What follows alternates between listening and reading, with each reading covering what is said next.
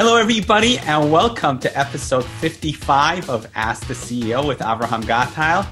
Today, I'd like to introduce a very special guest. She is an international branding expert, technology futurist, and marketing and digital strategy consultant, and CEO of Thulium. She is ranked by Clear in the top 1% of global social media influencers and listed as one of the top 50 social influencers of 2015, 2016, and 2017 by Analytica. She ranks top 5 in AI, robotics, and IoT, top 50 in big data, as well as top 15 in machine-to-machine, or M2M, top 50 in blockchain, and top 50 digital transformation influencer of 2016.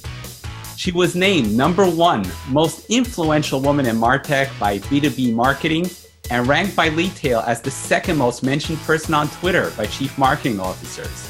She's also an IBM futurist and creator of the trademark relationship method. She's a frequent keynote speaker and was ranked as the #1 social influencer at numerous recent conferences in 2016 and 2017. It is my honor and pleasure to welcome the one and only Tamara McCleary. Welcome, Tamara. Hey! Wow, I was looking around for the person you were introducing. Wow. No, it's my honor. It truly is. I'm humbled. It's my pleasure to be here with you and to serve. You have an amazing audience, by the way. I was reading some of the questions that people had posited prior to our talk here and thought, wow, you know what? I absolutely dig this audience. They're asking so many cool questions, and we are definitely swimming in the same waters, my friend. For sure. And I totally agree. The audience is amazing, and they're the ones that make the show. It's because of them. Well, you know, what's funny is I think you get two types of individuals on social media. You get those that are really seeking that validation and popularity. So it's kind of the vanity metrics. And then you see the others that I think are frustrated professors and teachers, and they want to be out there helping to educate and guide, because these are exciting times, but they're challenging times as well. And I think these are critical times for co-creating our future. And I can tell from the questions in your audience that we have people in your audience who are definitely the latter, the ones that are really interested in educating and having, a serious conversation about these topics. For sure. And that's what this platform is all about, educating the public. Amen. Well, great. So Tamara, one of the things that we both have in common is a shared passion for artificial intelligence. I know you were recently talking about it at UX Next. What are your thoughts about where AI is headed and how it will impact our lives? Well, AI is already here. It's already a part of the fabric of our lives. And I think, what I think we really need to be talking about is how do we want to shape the future cooperation between human beings and artificial intelligence. And, the digital assistants are here. How many of you have a Google Home or an Alexa? And, there are some incredibly positive aspects to having AI within our lives. There are things that are, really routine rote tasks that can be alleviated through an intelligent assistant that would free us up to do more creative aspects within not only our professional lives, but our personal lives. I mean, how many of us, and I don't know if any of your audience members will chime in to support me here, but how many of us have a book or books living inside of us, but life is going so doggone fast that we almost don't have time to explore that part of ourselves because we're so busy trying to do all the things that we have to do before we do the things that we would like to do. And so AI, I think, offers us the opportunity to get rid of some of those more routine tasks that we don't need to do, to free us up to do, projects that have depth and meaning for us.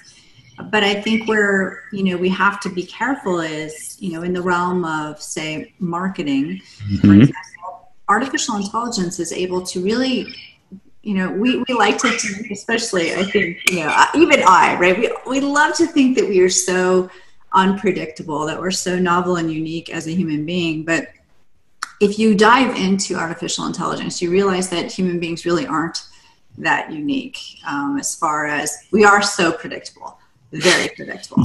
And we fool ourselves by thinking that we're not predictable, but we are. And so I think that one of the things I would love us all to heed caution on is this level of personalization. How much do we really want someone to know about us in order to make our lives more easy or efficient, right? How much do we really want AI to know?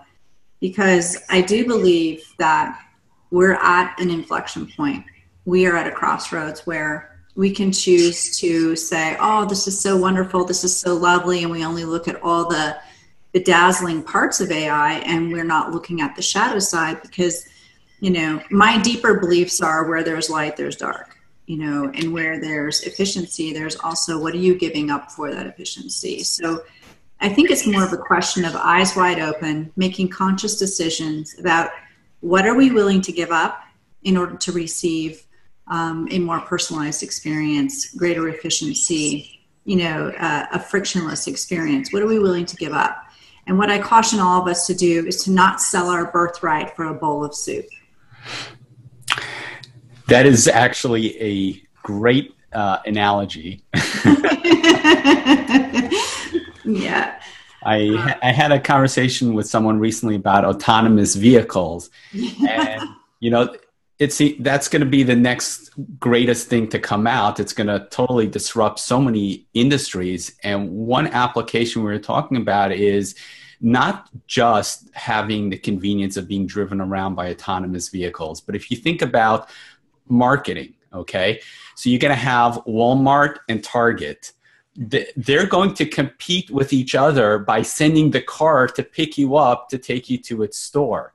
And how much information are you willing to give up about yourself so that they can know what to blast you with marketing? They'll know when you go shopping so that they could have a car ready for you, and all these other conveniences that will be available with the new technologies. You're right. And it's already here, right? So we're not even talking about the future. We're talking about right now.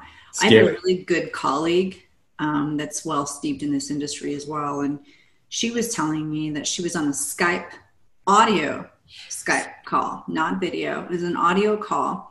And she was talking to another colleague, and she happened to mention a product. And she started getting retargeted advertising about that product. And she had never typed it, never done a search, never done anything, just one audio Skype call. So, to me, it's like Orson Welles' 1984, Big Brother is watching, but, it's artificial intelligence. So it's already enabled, and it's picking up everything, not only what we type and what we search for, but what we speak now. And how many of us have a Amazon Alexa, an Echo, or, Google Home? How many? And you don't think that it's listening? And come on, how many of us are without this?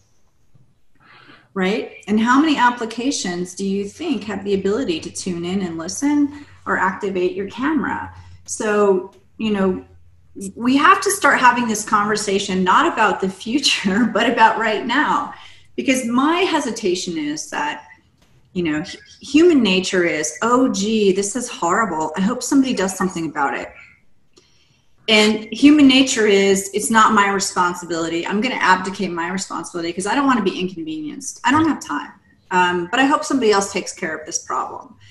And what I think is dangerous about that is that if the majority of the population just likes to complain, but doesn't execute on anything, then we're going to all wake up someday and hate what we have. But can we really complain if we haven't done something about it? And so my call to action to everyone is, this is wonderful. I love technology. I mean, this is the waters I swim in. It's delicious. But all I'm saying is, can we be conscious about our creations and not just create because we can, but creatively, we can be very conscious and then look for the consequences of our creations, because for every action, there's an equal and opposite reaction, right? Yeah, exactly. We don't defy the laws of the universe just because we happen to have some new technology.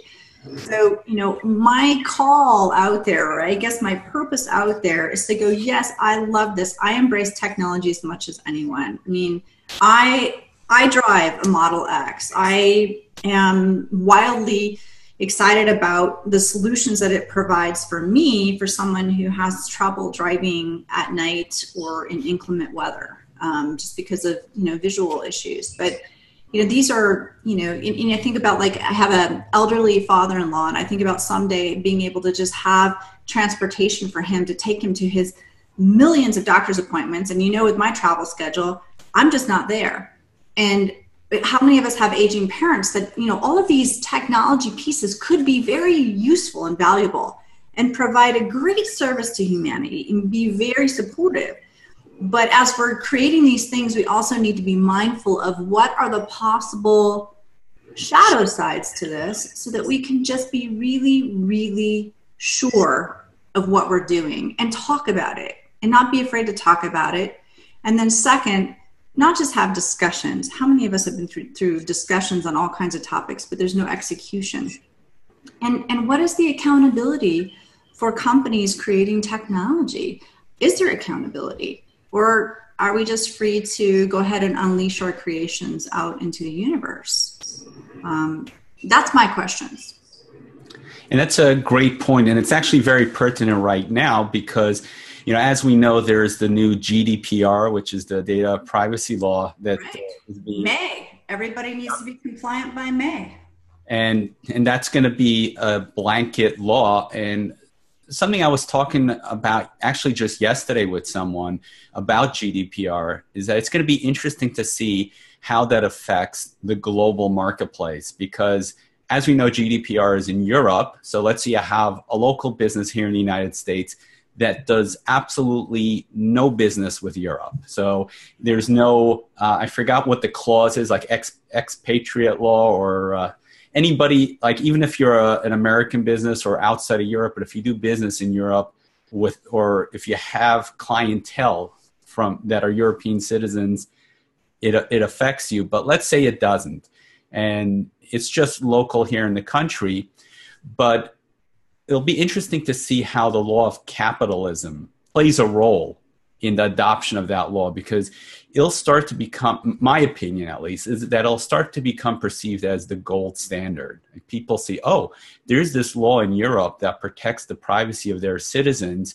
Well, this company is GDPR compliant. Why aren't you GDPR compliant? You must be hiding something. So it'll be interesting to see how many businesses will become voluntarily compliant, even if the law doesn't apply to them. Well, and the thing is we look to the future, if you're an organization that's not prepared to do business globally, I wonder about the longevity of the organization. I mean, the universe is now global thanks to social media. So how do you prevent someone from having a transaction with your organization that happens to be just, within the, you prevent anyone outside of the US, I'm working with companies that are a global scale, so B2B and enterprise. So everyone, has to be GDPR compliant by that May date.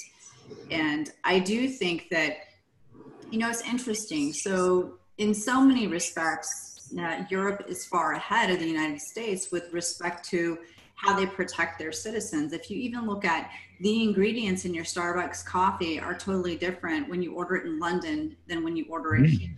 Why? Because they are prohibited from having any sort of products with GMOs.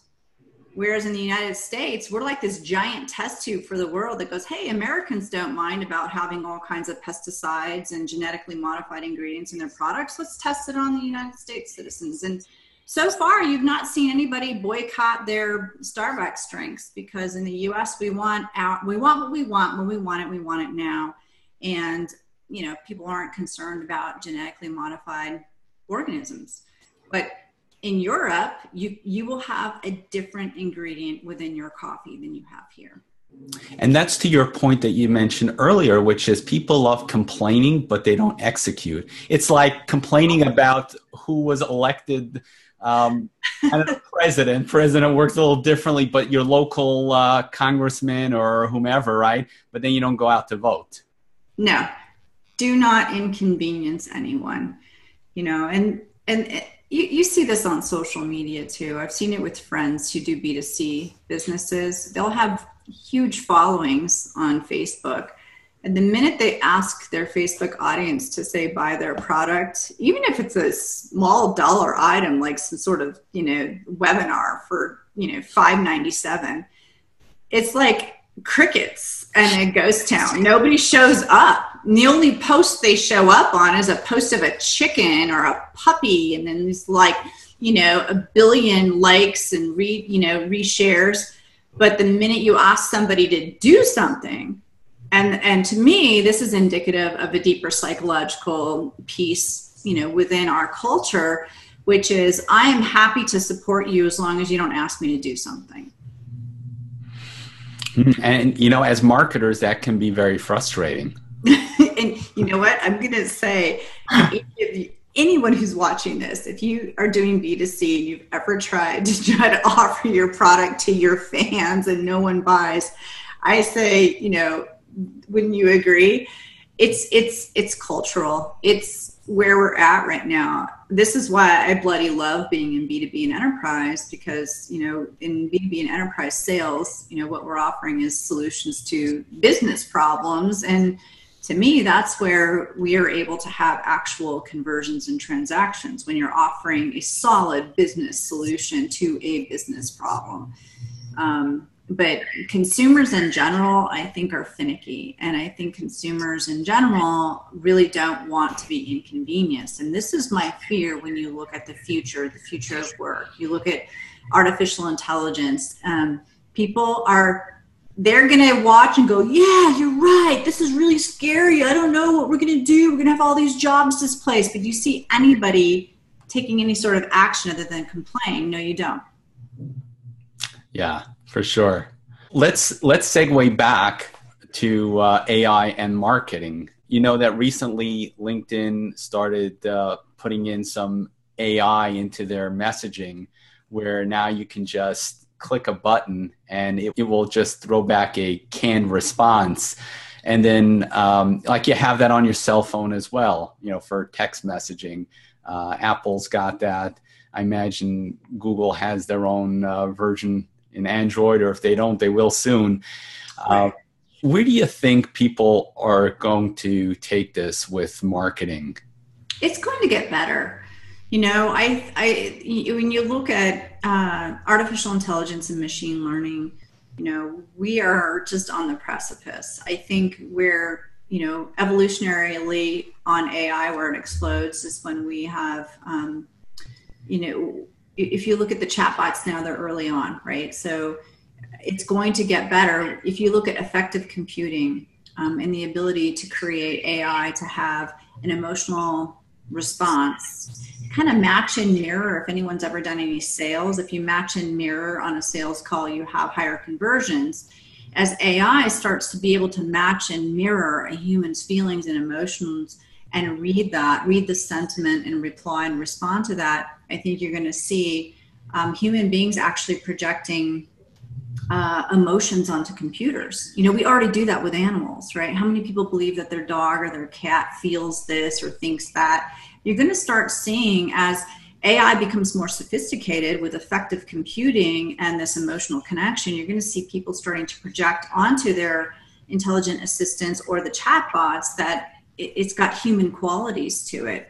And so to my point of when this all really explodes is when we pair artificial intelligence and machine learning with quantum computing. And, if you look at, we haven't talked yet about the Internet of Things, but you look at the Internet of Things and billions of devices connected and sending signals from the sensors, and we're collecting data. It's impossible for us right now to really harness a lot of meaningful insights from the data without artificial intelligence because we need the speed. It's just so much, yeah. Can you imagine the speeds with which we will have when we have quantum computing? To me, that's where we leap into. So if you look at machine learning being, machines are able to make decisions in the moment based on information, right? And so when you have, say, for instance, let's take a today fact. So, I have a Tesla and it has a lot of cameras and it's giving me information about where other vehicles are. And if it has to stop really fast, it's not waiting for some programmer to go, yes, you're right. You are less than 15 inches from the car, so stop. No, the car is making a decision to stop. That's machine learning. The machine is actually making a decision without human intervention. So if you bring in quantum computing, where you basically are two places at once, right? So that's going to blow our minds. It's just, if you're not into quantum mechanics, quantum physics, quantum computing, look it up because it's mind-blowing. And that's what I like to geek out on. But apply machine learning and AI to that. And that's when we see this next evolution that we can't even have conversations about in reality now, but we should be having conversations about what it means, because machines will be making decisions independent of human beings. And this is where we come back to, what does this mean? And when your chatbot, when your AI starts to have the ability to sense your emotions and respond and react to you in an emotional way, and then we as human beings, through our own just natural inclinations, start to project human properties onto that AI, it's a whole new world. For sure. It'll be fascinating to see what actually transpires. Well, they say people will marry their AI. And then, That's not far from the truth. I can see that happening. Come on, look how many people do we know that absolutely are in suffering within their relationships because they don't there's a lot of things about their partner that annoy them. But what if your AI knew you so well and, did everything that you wanted, made your life so efficient and convenient? Of course, we would be inclined to maybe fall in love with that because our real human being is a huge failure on that end. Right? Human beings disappoint. We're human, right? It's only human. Well, what if you have AI that is so exquisitely on top of all of your needs, wants, and desires? Don't fool yourselves. I think people will really fall in love with that because it's human to fall in love with something that's always responsive. But here's the funny thing I always say is that, if you've ever had a crazy ex, have you ever had a crazy ex? You probably haven't. If you've ever had a crazy ex, and it doesn't have to be marital, right? Just back in your dating years, did you ever date in college?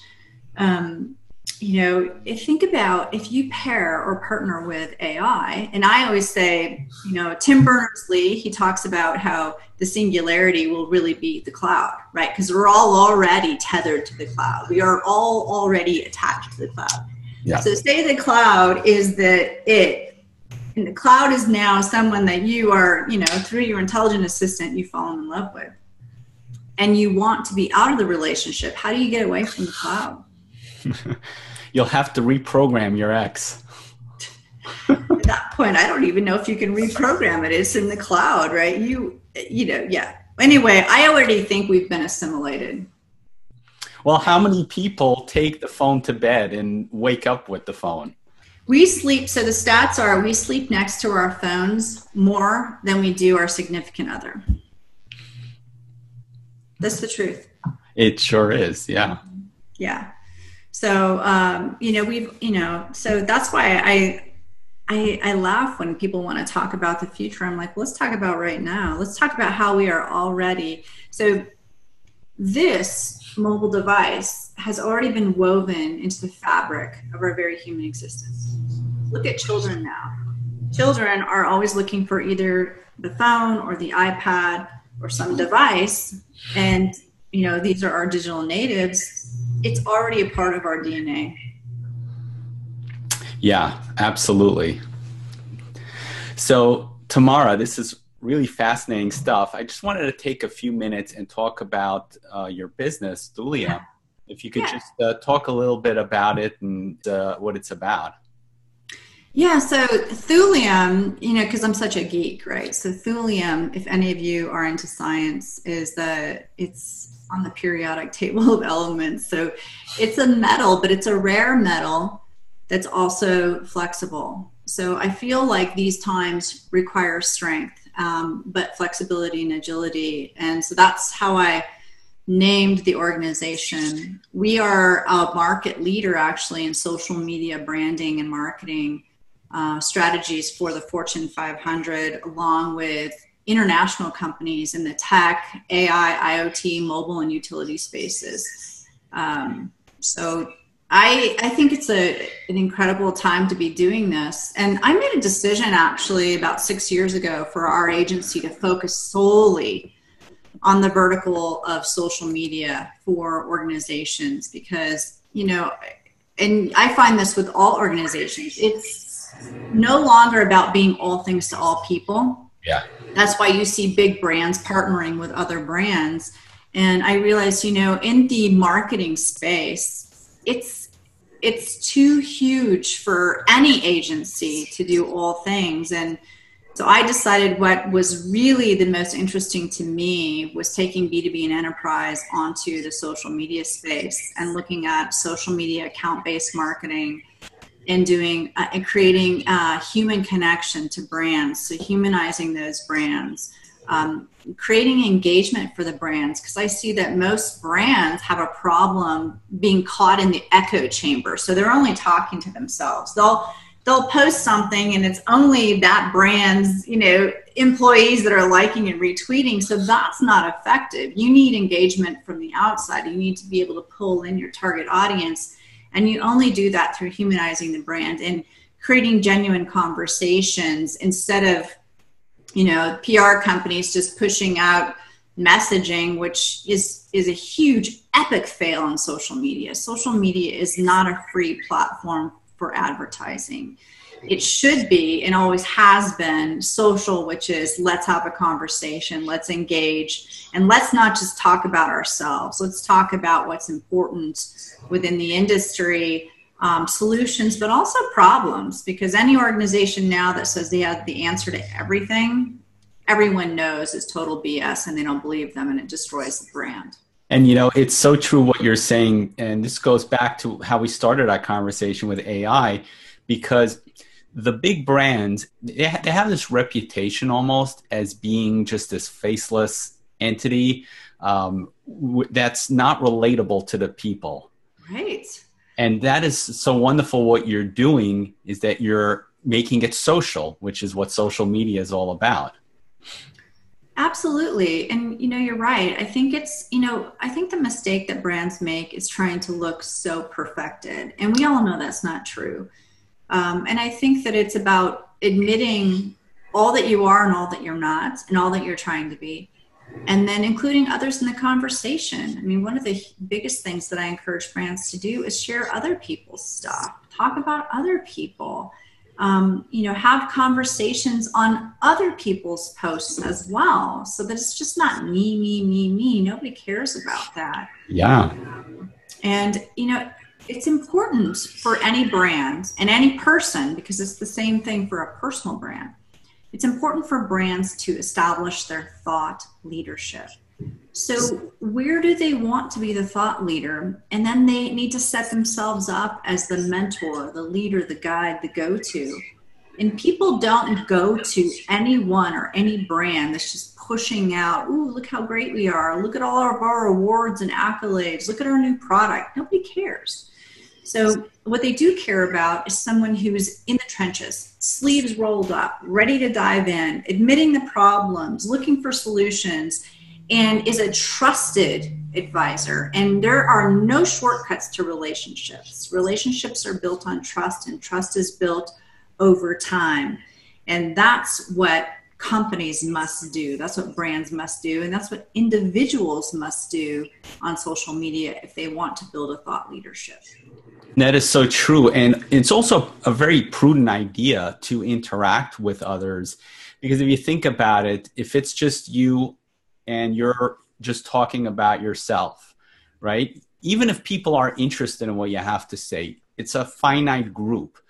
But if you talk on other people's channels and you're having collaborations with others, now you're exposed to a whole new channel, a whole new distribution channel. So you, in effect, just grew your distribution exponentially with each person you bring on.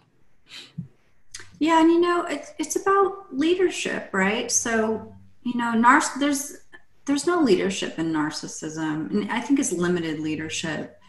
If this is about be popular or likes and retweets alone, to me that's empty. Yeah. And I always am asking, okay, why would anybody want to follow me? Why would anyone want to follow you? Why would anyone want to follow any organization? And hopefully there's a higher purpose at work here. Hopefully it's because we care, and not that we are mimicking that we care. Because to me, that's, just from a spiritual perspective, it's really important that something be genuine. Otherwise, it's like noise. It's like, cymbals banging out there. It's a lot of noise, but nothing behind it. To me, it's like, show me that there's something there. Show me that you care. And why do you care? Why do you want to be in social media? Why do you want a thought leadership? Is it really about you? Because to me, in the end, that's boring. It's banal. It's bland. There's nothing there. Isn't it because you care about something bigger? Why are you here? And when you leave here, how is this place going to be better than whence you came? And it's the same for an organization. What is your mission? What is your vision? What do you hope to accomplish here? What do you really care about? And companies that don't have that really don't have the why figured out, are never going to survive long term, because I believe people are getting smarter and savvier. And the more technology we have, the more we crave for meaning. One thing that you're saying is really connecting with me. I recently listened to the audiobook for Simon Sinek's book, Start With Why. Mm. And I so believe that because, and it goes even more to what you said. It goes, I think it's one step further. And that is, besides they're getting savvier, but there's just so much noise out there. Everybody's the best. Everybody is top quality. Everybody is, chosen by all the experts. So suddenly it's a blank slate. Now everybody's the same. So there's nobody to stand out. And what you said, people are getting savvier because now you need to really hone in on what is truly important. And then that's where that why comes in. People connect that when they feel drawn to something, that's who they follow and that's where they go to. That I think it's just because, honestly, we are human beings. And, as of yet, technology has not evolved to a place where we have unlimited life. And I think there comes a point, maybe it's my age, I don't know, but there comes a point in time when you start thinking legacy and, why are we here? Why are we even doing this? Social media takes a lot of time and energy. So to me, it's, do you have a lot of time to waste? I mean, the norm currently is a state of overwhelm for everyone. So social media needs to be extremely strategic as far as why am I here? I don't need to just be posting things that have no meaning to them because I don't have the time and neither do you. And so I think when we appeal to a deeper sense, that's how we cut through the noise. That's how we become the signal in the noise, is when we are actually offering something of value. And then in turn, if we're offering something of value and we're actually connecting to people and helping them solve problems and find solutions, then I do think we get something back in the fact that we're actually making a contribution. Because at our basic core, human beings need work that is meaningful and real. And, this plays into employee engagement and how organizations really need to provide communication and engagement within their organization to make those people feel valuable and to be able to connect the dots to what they're doing and what it means to the organization And then consumer facing, it's the same thing, is making the consumer feel a part of it all, feel important, feel connected, feel cared for. Why? Because whether you're a consumer or you're an employee, you're a human being. And this life, you're always looking for meaning. And it's a sad, sad place when we're not finding meaning in our day. And it's a beautiful thing when you can use your power and your talent and your gifts to make someone else, just one person, feel valued and cared for and heard and seen in a day. Yeah, wow. And that is so profound. And for all of us listening, you know, we have something deeper to strive for, and there's a much deeper meaning for sure. Amen. Yeah. So Tamara, I love what you're saying. And this is a great conversation. How did you get started in all this? Oh my goodness. You know, my journey is so convoluted. I started off in the 80s as a registered nurse. So I am an RN and I have a bachelor's of science in nursing. And I started off in trauma nursing, life flight, so the helicopter nursing, neonatal intensive care. And then my last clinical position was as a pediatric hospice case manager. So all of my kids had a diagnosis that gave them 6 months or less to live. And, you know, to me, that was probably the most incredible, profound work I've ever done. And, you know, after needing a little bit of a break from death and dying, I went back to graduate school to study molecular physiology in a PhD program, because being confronted with cancer on a daily basis at that time, I decided, you know, I want to cure cancer. You know, I got to find an answer for all of this, because I saw how much suffering in the world was caused by cancer. And it was actually in that program that I found that, you know, me in a lab coat, you know, looking into a microscope and isolating enzymes on end wasn't me. Yes, do I want to cure cancer? But more deeply, what I've found is I want to alleviate suffering. And so I did a research project at Stanford University, where we were looking at women who had breast cancer and why some women seem to live longer than others after a diagnosis. Some women seem to, you know, have a complete recovery, and others then had a recurrence and then died. And what was interesting is it really had little to do with their actual cancer diagnosis and more to do about other variables about their personality. So the ones that seemed to live longer or recover completely, there were two salient differences about them. One was they had a strong support system, whether that was a church or spiritual connection, or it could be their knitting group. It didn't matter. And men knit too. So I'm not saying knitting with respect to just being women, but at this time in San Francisco, knitting was really popular. There was even knitting circles in bars, so it was pretty cool.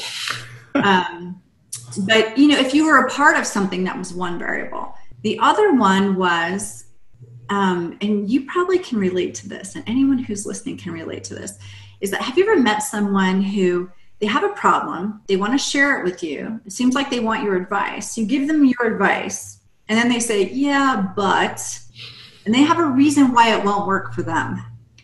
So that's what we kind of coined as this negatively wired person, that they kind of always saw why it wouldn't work for them or why it was negative. And then you have someone who only seems to see the positive or what could happen or the opportunity, and that's a positively wired person. So this got me into another realm of thinking deep about how we perceive ourselves so much differently than what's true, right? We all have this perception of ourselves, and I bet if we polled everyone around us, we'd be shocked that that's not their same perception. And so what we saw was that people make decisions not based on what they think they want. They make decisions based on these unconscious cognitions. And this got me involved with artificial intelligence and machine learning and, you know, how we really are predictable. But the reason we think we're not predictable is we believe one thing and do another. And the machine knows this. It's just like the last time you thought, okay, I'm going to eat healthier. I'm going to choose a salad. And then when the opportunity comes, you're at a business dinner, what do you pick? You didn't pick the salad, right? So machines already know this about us. And so that got me involved in marketing. And I brought to market one of the very first wrist-worn technologies. And it was in the early 90s. And it was going to be absolutely world-changing, I thought, because it would disrupt the current gold standard at that time, which was the Holter monitor. And so if someone was having a cardiac arrhythmia, until that time, you would get hooked up to a Holter monitor and for like 24, maybe 48 hours, and you would have to have your symptoms during that 24 or 48 hour period, or it wouldn't get captured. So, you know, if it's not going to happen during that time, it didn't get diagnosed. This wrist-worn technology, you'd wear it for a month. And whenever you had your symptoms of feeling faint or palpitations, you would activate the watch. It would record your EKG. And then this is back in the days of modems. I don't know if you remember a modem. So you'd hook it up to the modem and you would be able to transmit it and they could diagnose your arrhythmia. And a lot of these arrhythmias were life-threatening, such as ventricular tachycardia, right? We could get atrial fibrillation. We could do that. So I thought this was going to be awesome. Well, guess what? Nobody wanted to buy it. No hospital systems, no HMOs. Nobody wanted to buy it. Why? The cardiologists were totally stuck on this Holter monitor. Holter monitor. So it was perception. So the technology was before it was before the time. Public was willing to embrace it. Yeah. And so then I thought, all right, how do I apply what I've learned through all of this research and science? Is that we have to shift marketing. We have to turn it on its head. It can no longer be about how great the solution is and how great the product or service is. And instead, marketing must come from the angle of what the greatest fear is. Mm-hmm. And you have to market the fear. Why? People never buy for pleasure. People only buy to avoid pain. People never run toward what they want, or everybody would be at the gym. People run away from what they don't want, which is why they have that extra glass of wine or that slice of pie after dinner. So marketing has to come from where human beings operate from. And that is talking about their pain, their suffering, and then weaving in the solution. So I turned that around with this device. And that's when we got buy-in from all the HMOs, managed care centers, from the hospital systems. And then to me, that was like, all right, time to start my own agency and start doing this with every great product, because I have to believe in the product or service. And then I can weave the marketing messaging to reach the target market in the way they need to be reached. And I saw no greater vehicle 6 years ago than social media, which is why I decided at that time to make the executive decision. We only focus on social media, and that's how we get our target market. Wow, mind-blowing stuff. I mean, this is like the key to marketing right there. So, Tamara, what were some of the biggest challenges that you experienced along the way? Oh, wow. I could have my postdoctoral fellowship in challenges. A lot of things, just life in general. I'm, a human being. I have a son. I was a single parent for 8 years while, running a global agency. And being a woman in technology, that's, a huge challenge. Usually I'm the only one, on stage for a keynote, if that, because most of the time women, we're lucky if we get maybe a moderation slot. We can moderate a panel, but we're often not on the keynote. Just having to battle those types of things has been really challenging. That I think at my core, I'm still just a nurse. I like to go into companies who have amazing marketing departments because I just work with their marketing department. I like to go in and diagnose disease within an organization so that we can cut it out so that there's not only healing, but then there's incredible exponential growth. And I just think that the challenges have been being a woman in tech, being a mom, and trying to have and lead and live a genuine, authentic expression in my life, to practice what I preach, to not say what I don't do myself. And then my greatest gift in life is, my son has autism, and he has kicked my booty because I am forced to live every single day being faced with every which way that I am not in integrity with my message, because he'll point it out. And, as painful as that has been, it's been an incredible gift, and it's made me a better person. And I can honestly say now that I strive to be more like him versus make him like the rest of us. That is really beautiful. So, Tamara, what keeps you motivated every day? My love for people. I care so much about us and where we're headed. And,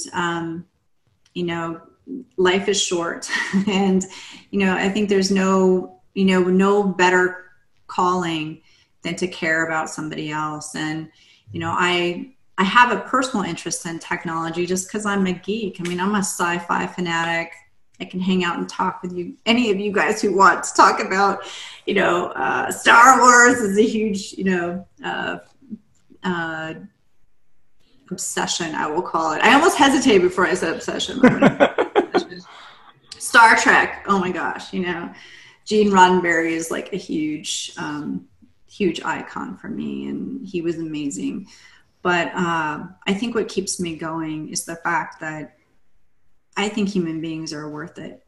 I think we're worth it. I think we're worth the time and the energy. We're in such an incredible space right now. The technology is exploding like no other time in history. So there's no other time that calls upon us to stand and be counted and to create something wonderful for our children or our children's children. And if your aunts or uncles, for your, the human race, the people you care about, and even the people you don't know that you care about, is to be here now and involved in conversations and willing to execute. So I'm trying to be that person who doesn't just like and retweet people on social media. And when they do have a value prop or they do have something worthwhile, I like to try to support that and put my money where my mouth is. But, it's about people. I want everyone to feel significant, valuable, and to champion them, to take a stand and to do something with their life to make this place better than when they came. I'm still a hospice nurse, I think. Really nice. That's your unique properties, your superpower. My superpower is forgiveness. So true. Doesn't weigh you down. No. Forgiveness leads to gratitude, which I think is probably the most powerful emotion on the planet, is gratitude. Second is love, but gratitude. We are so spoiled. We have no idea what we have. And the fact of the matter is, this morning when all of us got up, we flicked on the light and the lights came on. We turned on the faucet and clean drinking water came out. I don't think anyone listening or watching is for want for food. We are so spoiled, and I'm so grateful for everything that I have. And I think that gratitude leads then to forgiveness, because we can see how much we do have and have compassion on others who maybe are in suffering and we can't see it. Yeah, for sure. So Tamara, many of our listener base are CEOs and entrepreneurs. And there's a statistic that many small businesses will fail during the first year in business. Where do you think entrepreneurs go wrong? And what advice would you give entrepreneurs of startups? That's such a great question. And it's, I think it's about seeing past what you think your great idea is, and instead going, okay, who does this great idea serve? And is it different? So what is your value proposition? What is your differentiation? Are you a Me Too product? Or what I see in the startup community, because I lived so long in Silicon Valley, I can't tell you how many startups I've been through, and is you get blinded by how great you think your startup is. And I think that's a blind spot. It's great that you have an idea or a product or service, but take that extra time to look at who does it serve, how does it serve them, how is it different, and then how are you going to reach your target market in a way that's meaningful and real to them so that it makes them want to take an action and convert and buy your product or service. That's the real differentiator. That's great advice.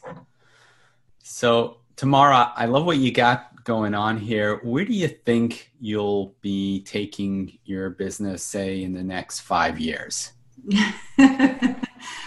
Wow. Well, you know what? I work with some incredible companies doing some amazing innovation. So for me, it keeps me on my toes with thinking forward 20 steps ahead as to the solutions that it will solve for problems that are coming in the future, right? So it's not just problems today. I'm thinking about what problems will we have in the future and how will these solutions or future solutions serve those problems so that, you know, I'm ahead of the game. No one can be successful today by just working with what's working today or what problems are today. We all have to be future forward. So Thulium, I believe, is an organization that I want to take forward and deeper into artificial intelligence and harness the power of artificial intelligence to solve problems and offer solutions in the future within the realm of storytelling and marketing and reaching a target market in a more profound, personalized, but also very delicate and exquisite way that meets the customer where they want to be meted, on the channel they want to be met at, when they want to be met at, with the right messaging. Great. And who would be a perfect fit for Thulium? A perfect fit. Well, any B2B or enterprise is our perfect fit. You know, we are working with big companies like, you know, Huawei is a great company. Really love what they're doing. I don't know if you're familiar with, you know, that company. Dell is another company. SAP that we're working with. Love Leonardo. And of course, you know, IBM and Watson. So I think the companies that are best suited for the work that we do at Thulium are larger organizations that, you know, are stuck in an echo chamber. And so some of these legacy organizations don't know how to get out of talking to themselves and how do they reach their target market and how do they get involved in the conversation? How do they interact with influencers? And so any of those organizations are a great fit for us because I think that's what we are exquisitely good at doing. Great. And if you could turn back the clock, let's say 12 months, would there be anything differently that you do? Just 12 months. You know, it could be longer. Let's see. I've been. These are the questions I ask myself every year. So I have this ritual that I do. I don't know if you have a ritual or not, but you know, over December, I have this ritual that I do where I'm really contemplating what we did last year, and myself. I do this not only for the business, but I do it for myself. What we did, what we didn't do. And then when I'm looking at starting the new year, I make a list of, and you know, I think this is particularly important for entrepreneurs or women, because women usually are looking at what didn't I accomplish. But entrepreneurs do this too. And I know a lot of men who do this as well. So instead of looking at what we didn't do, what I like to try to do to stay positively wired, because you know from my background, it's really important that we are positively wired, is to look at what did we do right? What did we achieve? And start celebrating those wins. You know, did you make it to your kids' games last year? Celebrate that win. That's huge. Did you take time to listen to your significant other? Celebrate that as a win, because I'm telling you, these are important things in the scheme of your life. Did you take time for your own health and fitness? Did you make your doctor's appointments? Did you do these things? These are the things that I think will spell success in your business. And then celebrate all the little wins within your company or within your organization. And then still move forward into what you want for next year. But, you know, I think it's really important for us to celebrate what we did do, because we forget about that and we can be hard on ourselves and only think about all the things that we didn't do.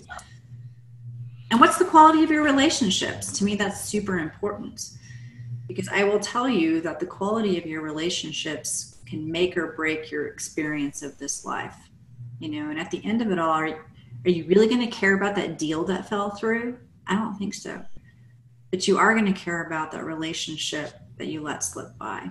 So think about what really matters. Let's get in touch with reality again. I think sometimes when we're really busy, we forget about what's really important. And it's the quality of your relationships that either help you excel in business or excel personally. But it really will give you that experience of how well you feel you're doing in your life. Yeah, for sure. So we have a question from Carl Hornet. He's a QA tester with Spotify in New York City. Carl asks, what future do you think is more likely? A future where humans still have the jobs they have today, but use AI as a tool or assistant, or a future where AI has replaced humans in a lot of jobs and a company can be almost fully automated end to end? Yeah, I love this question by Carl. And Carl, last night I actually watched the original Terminator again with my son. So, you know, it's a great question, and it's a question we should be having. And by the way, I love Spotify. Like, Spotify rocks. But, you know, I don't think this is really an either or kind of question. And you probably know this too, Carl. I think it's a gradation, right? It's steps. And as we move forward, I believe over the next 10 years, when I put my futurist hat on, you know, it's my impression that AI is going to continue to be more of a tool or an intelligent assistant for us. But if we future cast even forward, I think that you're going to see humans continuing to being replaced with automation. Why? Because businesses are in business for business growth, bottom line, it's return on investment. And artificial intelligence does not have all of the human hiccups, right? And so, you know, jobs that are going to be easily automated will be, humans will be replaced by AI, no doubt about it. So it is a future of both that you mentioned. I think the big question is how is society going to adjust to this? This is a society question. This is a social experiment. It's what are we going to do with all these displaced workers? And we're already seeing experiments with a universal income. And, you know, a lot of people don't like this idea, but, you know, it's not about liking or not liking the idea. It's what we talked about earlier, which is we have to be very pragmatic about solutions and what's going to happen. And as workers are displaced, what's the practical solution to this? So right now, I don't see any other option than this universal wage. About 10 to 15 years from now, again, I'm going to project as a futurist, about 10 to 15 years from now, with the level of displacement, this is where we're going to be seeing this universal wage, this universal income come into play. Great. So Tamara, one of your social contacts says, hi, we have a question from Ian Moyse, sales director at Natterbox in the UK. So Ian says, there's much talk of Snapchat as a new medium, superseding Twitter and other social networks. Are we in a time where the traditional social networks such as Twitter and Instagram are at risk of being displaced? Or do you think we'll continue with the four main, LinkedIn, Twitter, Facebook, and Instagram for the foreseeable future? Hi, Ian. Hey, that's a good question. And this is definitely a shout out to Ian, because I've been chatting and knowing Ian online for a while, and he is an amazing guy. It's a great question, but you know, Snap is an interesting case study. Just the other day, they announced they're going to rebuild the app from scratch to better meet their business needs. And it's going to take over a year to do this. I also think Snapchat's bleeding cash, and advertisers don't feel their app has been very good at driving sales. So I think that, Snapchat has some serious problems in the near term. What I see from B2B and enterprise is that Snapchat is not a social channel for B2B and enterprise. It's just not a great vehicle for that. Right now, to me, the big four are still where they're at. When looking internationally, however, there are a number of networks that are growing quickly. For example, Weibo and WeChat in China are far superior to what we have, I have to say. I don't know how many about you there use WeChat, but I do. And I have Chinese clients. And when I'm in China, I've got to tell you, we are definitely not ahead of the game. They are. And companies need to consider becoming involved in these networks, as well. So, again, we have to take off our blinders. We don't want to only, look here in the United States. There's a lot of growth happening in other countries. And I don't think right now, to me, Snapchat's on my radar. And I would stick with the big four for now. Great. So we have a question from Jamie Kotaya, who's the CEO of tech and telecom PR firm Jamie Scotto and Associates. Jamie asks, how do you see AI affecting marketing and branding in the coming year or two? Oh, well, a lot. There's a lot going on. There's so much potential with AI in marketing. I mean, we're using AI in marketing. We're not only using it, but we're experimenting with new vehicles within AI. But AI is making a tremendous difference already. AI is in our current, not our future. We're already using that technology. But, it's already driving CRM systems and is beginning to drive many websites as well to create a personalized experience. This is the big area we'll see AI drive change, the personalization experience. We are all going to receive and continue to get more and more targeted advertising to match our needs, wants, and desires. So AI, watch that. To me, that's where the big growth is going to be, AI affecting marketing and branding. So yes. So we have a question from Ken Herron. He's the Chief Marketing Officer of Unified Inbox in Orlando, Florida. Okay. And says, hi, Tamara. You always have a great perspective on how best to use content to engage people online. As 2018 is just around the corner, what do you recommend businesses start doing that they're not doing today to be successful in 2018? Oh, hi, Ken. Thank you. Wow. That's a big question, right? It's a great question, Ken, but it's a difficult one to answer as so many businesses are at different points within their evolution and their needs. I do think businesses must begin to spend more time, no matter their size, engaging and interacting with their customers and their prospects. Building relationships, I believe, is mission critical to building a brand. And most businesses do not fully understand the power of relationship building, and they leave this to social media broadcasting or targeted email campaigns. And that just is, like I said earlier, it's an epic fail. Real relationships are built one-on-one, caring about your customers and demonstrating it on a regular basis. And it's engagement. Being an engaged brand means building business because you're building relationships.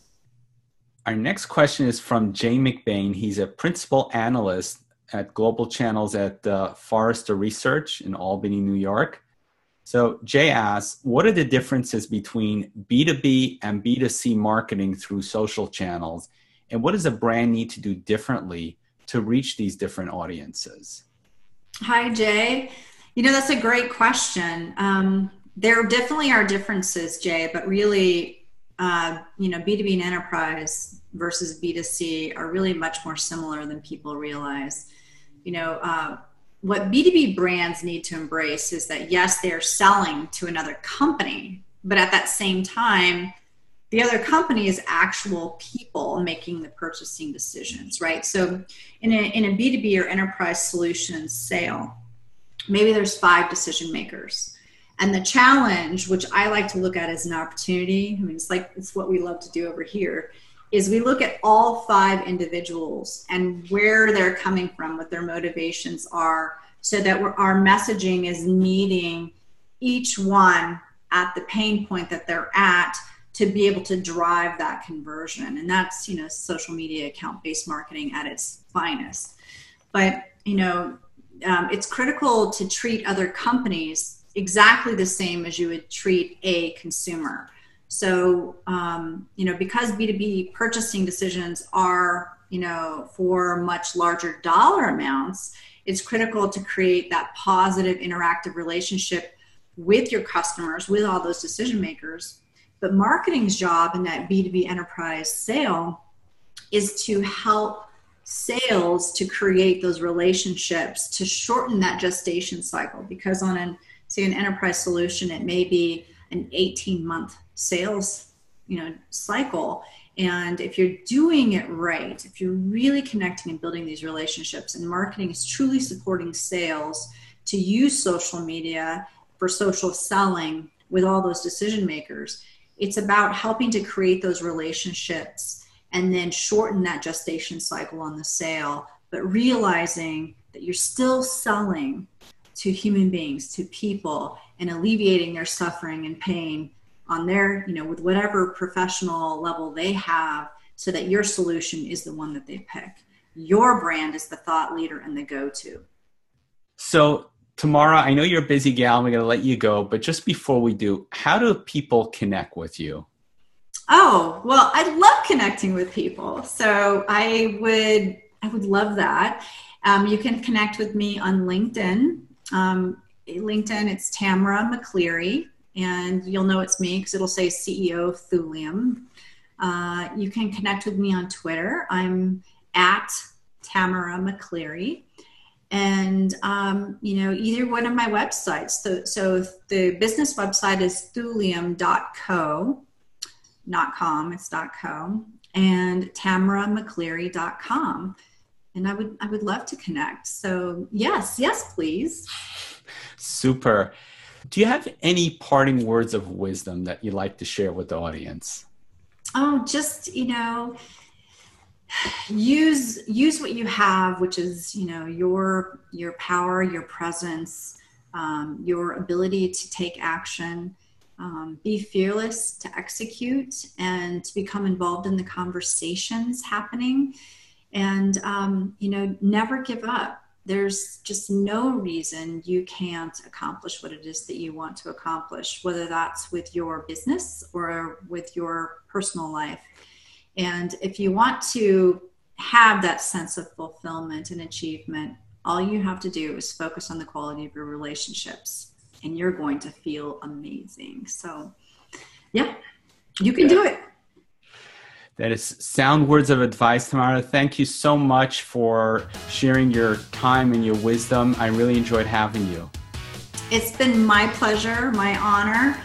It was a gift to be able to spend this time together, and I look forward to future conversations and connecting with everyone.